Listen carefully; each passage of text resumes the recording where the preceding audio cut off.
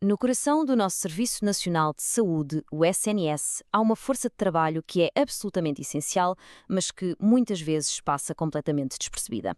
Falo dos técnicos auxiliares de saúde, os TAs. A sua luta por reconhecimento e por dignidade é uma história que precisa mesmo de ser contada. E é isso que vamos fazer hoje, olhar para os factos por detrás desta batalha. Esta frase é fortíssima. É do manifesto do movimento Tacho Sem Filtro e vai direitinha ao centro da questão. Capta na perfeição o sentimento de frustração de quem se sente a base de tudo, a fundação do SNS, mas que ao mesmo tempo se sente completamente descartável. E atenção, nós estamos a falar de um grupo pequeno. São perto de 30.000 profissionais. Para se ter uma ideia, isto faz dos técnicos auxiliares de saúde o segundo maior grupo profissional do SNS, à frente dos médicos, por exemplo. Este número, por si só, já mostra o peso que eles têm no sistema. Então vamos lá perceber melhor. Quem são, afinal, estes profissionais? E qual é o papel vital que eles desempenham? Um papel que muitas vezes fica escondido atrás de nomes e categorias que não lhes fazem justiça. Ora bem, aqui está talvez o principal problema. É invisibilidade. Começa logo no papel, nos documentos oficiais. Os próprios relatórios do SNS não os nomeiam corretamente.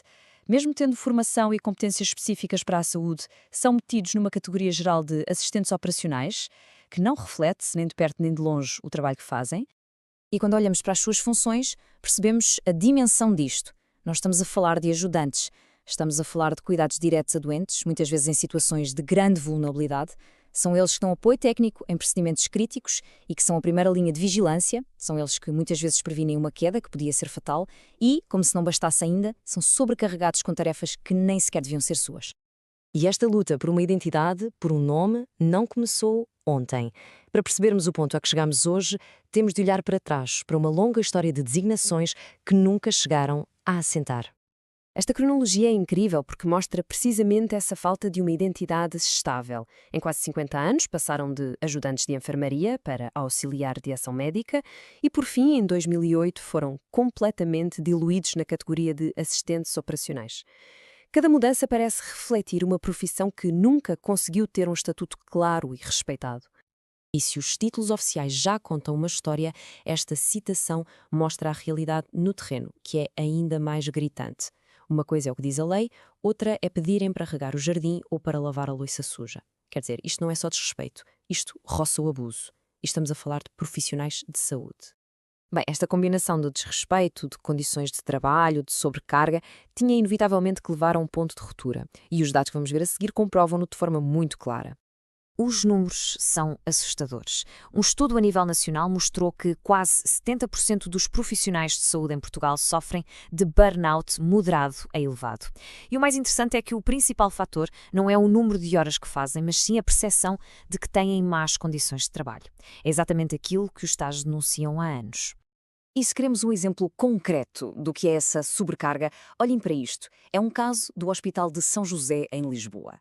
Enquanto o enfermeiro tem à sua responsabilidade, em média, 5 utentes, um único técnico auxiliar de saúde tem a seu cargo 32.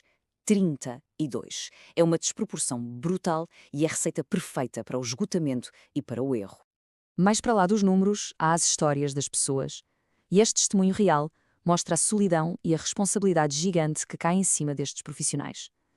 Numa situação de vida ou de morte, este TAS estava sozinho.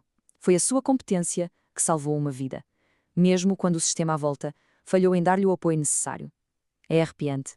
A luta foi-se intensificando e acabou por resultar numa vitória na lei, uma vitória que prometia ser um verdadeiro ponto de viragem.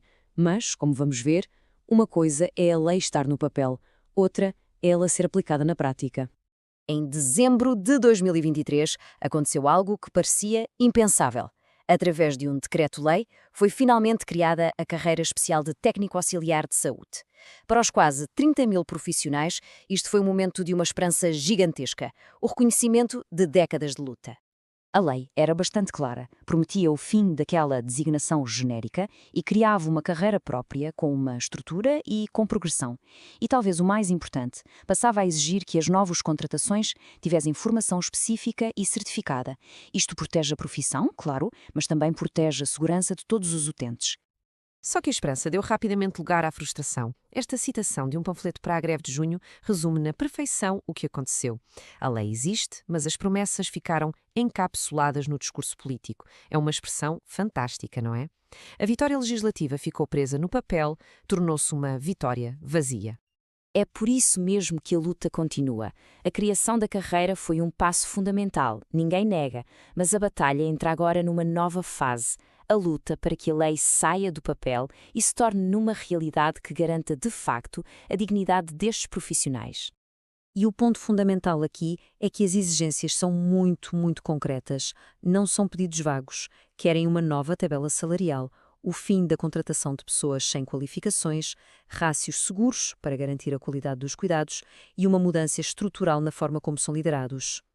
E esta última exigência é talvez a mais transformadora de todas.